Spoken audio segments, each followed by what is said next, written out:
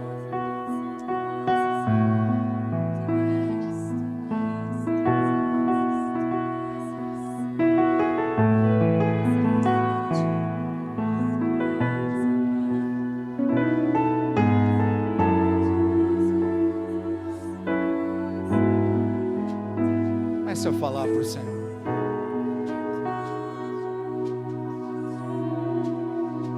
Fala para o Senhor: eis aqui, Pai, minhas pernas. O Senhor decide os meus caminhos.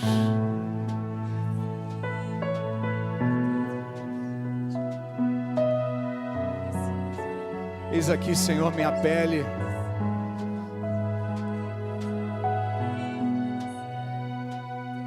O Senhor decide os meus desejos.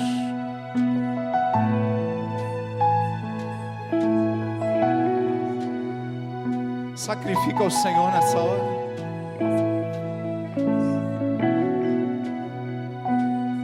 Eis aqui minha cabeça, Pai, minha cultura, minha formação, minha educação, meus preconceitos, minhas ideias. Eu rendo tudo isso ao Senhor. Vale o que o Senhor pensa e não o que eu penso, Pai.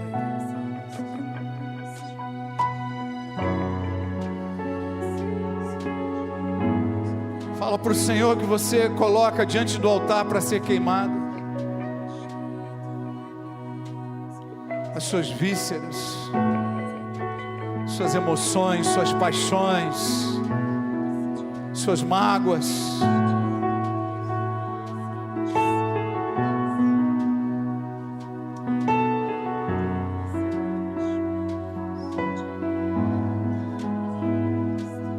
Seus melhores e os piores sentimentos.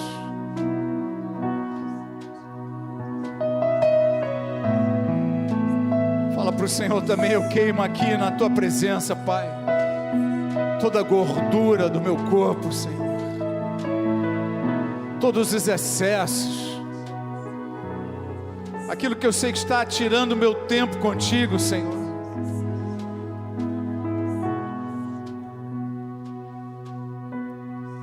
Esse é um momento para você chegar diante de Deus e parar e falar: Pai, eu vou trocar um pouco do meu lazer pela tua presença. Eu vou trocar um pouco do meu tempo de trabalho para te adorar, para te buscar. Eu vou trocar um pouco do meu tempo de bebida, de namoro, às vezes até de família, para estar nos teus átrios, sentir a tua presença, receber a tua paz, receber o teu toque na minha alma, no meu coração.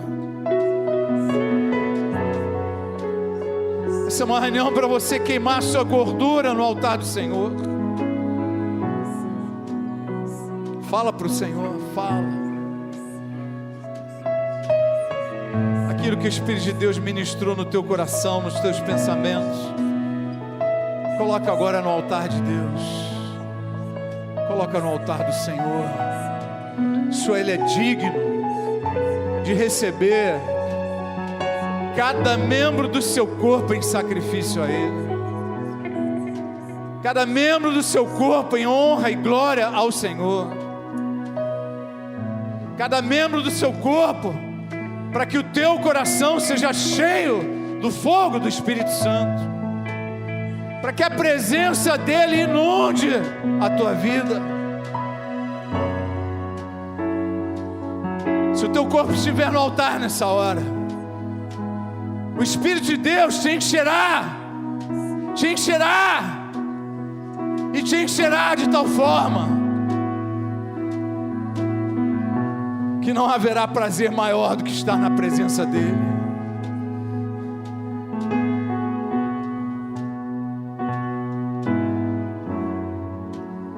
Oh Espírito Santo, fala a cada coração nessa hora. Derrama do teu óleo, da tua unção. Derrama, Pai.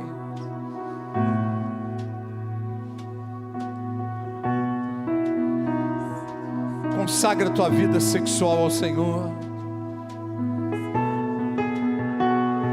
Consagra seus desejos ao Senhor. Queima toda a pornografia no altar. Queima todo vício. Queima toda gordura que te atrapalha, tudo aquilo que é excesso, queima no altar de Deus.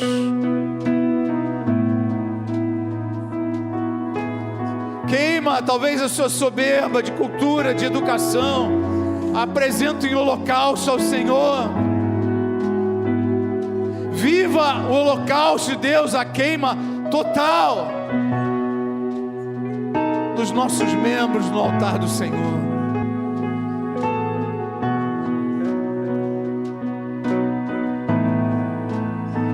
E naquela noite de ceia de Páscoa,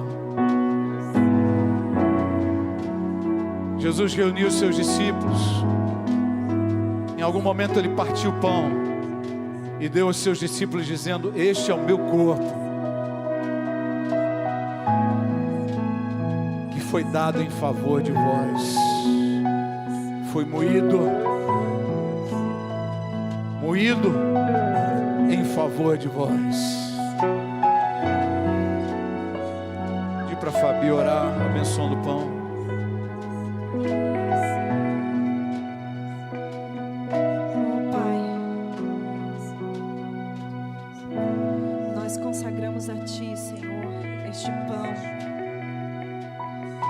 Simboliza o teu corpo que foi moído ao nosso favor. Obrigada, Deus.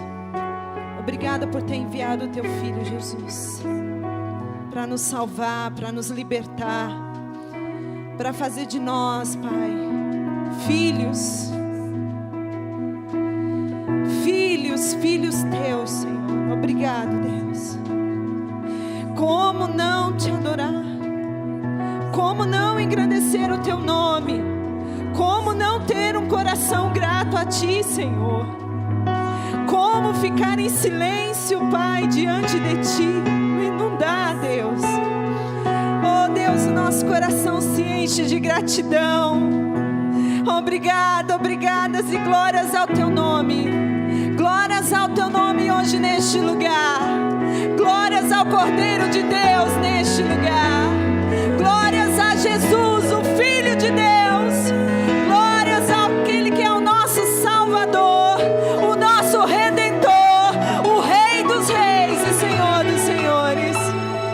Glórias a ti, somente a ti, não a nós, Senhor, somente a ti. Oh Deus, louvado e bendito seja o teu nome para todos sempre. Nós te agradecemos por tudo. E é em nome de Jesus que nós te agradecemos. Amém. Podem todos comer do pão.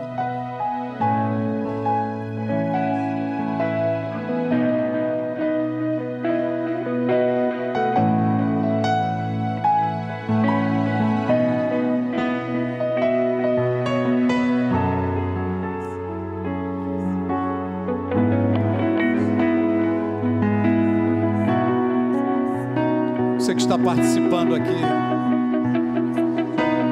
o Senhor tem chamado a tua vida para perto dele.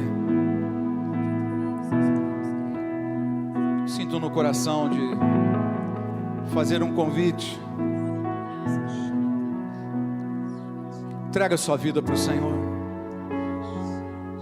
Receba Jesus como Salvador da tua história, da tua vida, do teu coração, da tua alma. Receba Ele nesta noite como seu Deus, porque Ele te chama para perto dEle, Ele te chama para a presença dEle. Talvez você esteja cansado dos seus dias, cansado da forma como você tem levado a vida e vivido as coisas. Ele é o refrigério que vai mudar o teu coração, vai mudar a tua mente, vai mudar tudo aquilo que diz respeito à tua vida.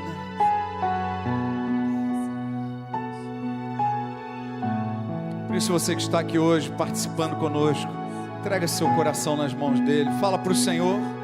Como foi dito aqui, isso daqui é voluntário, é uma decisão pessoal, é só entre você e o Senhor. Por isso agora nesse meio de ceia, faça essa tua entrega para o Senhor. Coloque as duas mãos no coração. E diga: Senhor, eu entrego minha vida no teu altar. Eu quero que o Senhor seja meu Deus, esteja comigo todos os dias da minha vida. Eu quero ser lavado no sangue de Jesus e ter meus pecados perdoados. Fale isso para o Senhor, entrega a sua vida nas mãos dele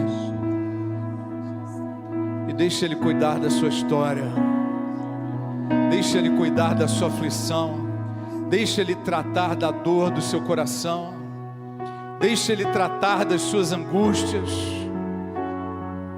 deixe Ele tratar das circunstâncias que te cercam, deixe Ele ser Senhor e Salvador na tua vida.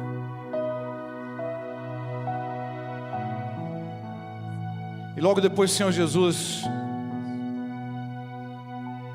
Ele serviu o cálice, bebeu e deu aos seus discípulos dizendo: este é o cálice de uma nova aliança entre Deus e os homens.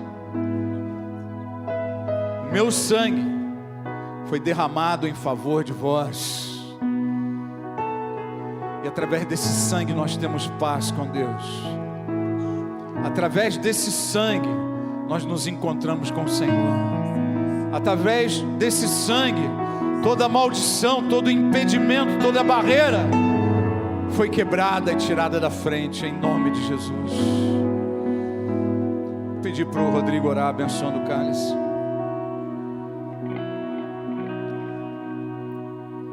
Obrigado, Senhor. Obrigado porque não vivemos mais, Pai, por sombras do passado. Obrigado porque a nós, Pai, foi revelado Cristo ressurreto, aquele que habita em nós e está presente neste lugar. Obrigado porque o Teu amor nos alcançou, e o ontem, o hoje e o amanhã pertencem a Ti, Senhor, e nele está escrito uma nova história para cada um de nós. Obrigado, Pai, porque naquele dia que o Senhor partiu o pão com os seus discípulos naquela mesa, eles não entendiam, mas nós entendemos e jubilamos a vida de Cristo em nós. Podemos dar glórias ao Senhor, podemos declarar que vivo está e vive em nós. Aleluias! Que os nossos passos sejam os seus passos, Senhor. Oh, Pai, que a nossa vida seja a Tua vida, Pai. Pai, nós queremos não somente, Pai, se pudéssemos, Pai, transformar esse pequeno cálice, Senhor, em um mar, Senhor, nós mergulharíamos nessa noite na Tua presença mais e mais, Senhor, porque nós te amamos, nós te desejamos. Pai, habita em nós, muda em nós, Senhor, faz que cada um de nós, Pai, se tornemos nessa noite uma nova criatura, Pai. Pai, não queremos, Pai, desejar as coisas desse mundo, queremos te desejar, Pai. Que as nossas expectativas, que os nossos sonhos, Pai, sejam os Teus sonhos, que os nossos passos, Pai, possam ser os Teus passos, que as nossas sensações, emoções que sentimos na nossa pele, Senhor, possam ser, Senhor, a Tua vontade sendo exercida em nós, Pai. Nos conduz a viver a Tua vontade, a Tua verdade, Pai. Esse ato, ele é simbólico, sim, Pai, mas o nosso desejo, Pai, ele vai além das nossas, Senhor, expectativas. Queremos, Pai, sair deste lugar transformados, Pai, impactados, moldados por Ti, porque a Tua palavra diz que nós devemos chamar à existência aquilo que não existe, como se fosse. Eu chamo a existência nessa noite, Pai, homens e mulheres cheios do Teu Espírito, Pai, com um novo coração, uma nova cabeça, novos passos, nova sensibilidade, novas emoções, Senhor, para Te adorar, para Te exaltar, para viver diante do Teu altar, não com ameba, Senhor, mas homens, Pai, conscientes do que querem viver e do que desejam, Pai. Nós desejamos a Ti, Senhor, porque entendemos, Pai, que aquele sacrifício que foi pago, Pai, foi para darmos a cada um de nós uma nova vida, Pai. E nós brindamos essa nova vida, Pai. Essa nova vida que nós vivemos a partir de hoje em Cristo Jesus, Pai. E queremos, Pai, dizer como Paulo, Senhor, que Cristo vive em nós, que nós iremos, Pai, sacrificar o nosso corpo, Pai, os nossos membros, Senhor, como um sacrifício, Pai, que é o nosso culto racional, Pai, de adoração, Pai, de reconhecimento, Pai, que só Tu és Deus, que Tu és o nosso fôlego de vida e a nossa razão e a nossa existência, Pai, de estarmos neste lugar, Pai. Tu és o nosso objetivo, Pai. E como Paulo, Pai, não nos consideramos ter alcançado, Pai, mas nós iremos prosseguir para o alvo, Pai, porque o Senhor é o nosso prêmio, Pai, a cruz de Cristo. E a Ti eu te dou graça por esse cálice, Pai, por ter nos amado e continuar nos amando. Muito obrigado, Pai, porque ele já está e já foi consagrado, Pai, muitos e muitos anos atrás, Pai, por amor a mim e da Tua igreja, Pai. Nós fazemos menção ao Teu nome, que é santo. Aleluia.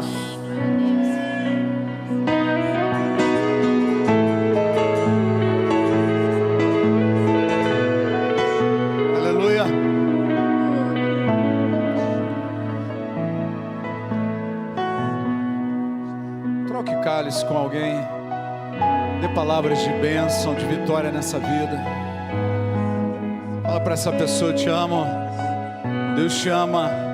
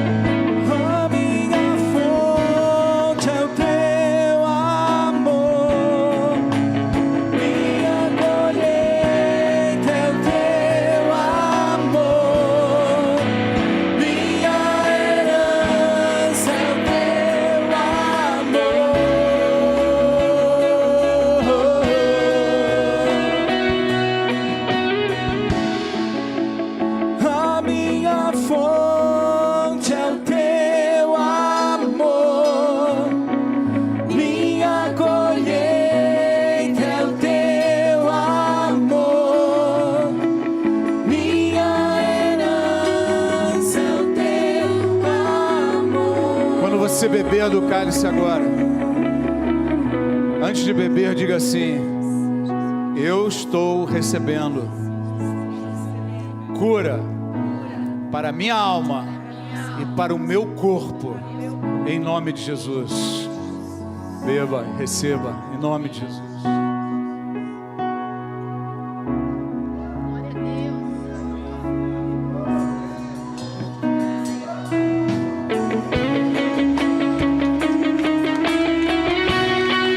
Glória a Deus.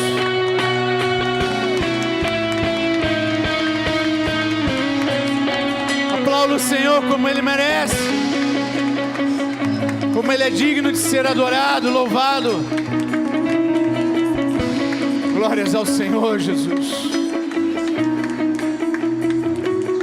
Glórias ao Senhor. Abençoa a Tua igreja, cada vida aqui, Pai, com a Tua graça, com Teu zelo, com Teu cuidado. Que haja uma semana tremenda, uma semana abençoada, uma semana cheia da Tua presença. e cheia dos teus milagres, Pai. Aquilo que foi pedido aqui em oração, as coisas que foram colocadas e que já oramos, Senhor, que venham abundantemente em resposta sobre as nossas vidas, Pai. Sobre cada homem, cada mulher, cada família, que a sua graça e o seu cuidado sejam manifestos em abundância nestes dias que virão ao longo dessa semana, Pai. Guarda o teu povo, abençoa com paz, com alegria e com muito mais da sua presença e da sua unção. Que assim seja em nome de Jesus. Cantina está aberta. Tem ali cachorro quente, né? Cachorro quente. Tenha um tempinho aí de comunhão, né? Aproveite esse tempo, já saia daqui forrado para sua casa. Deus te abençoe com uma semana abençoada. Uma boa noite a todos.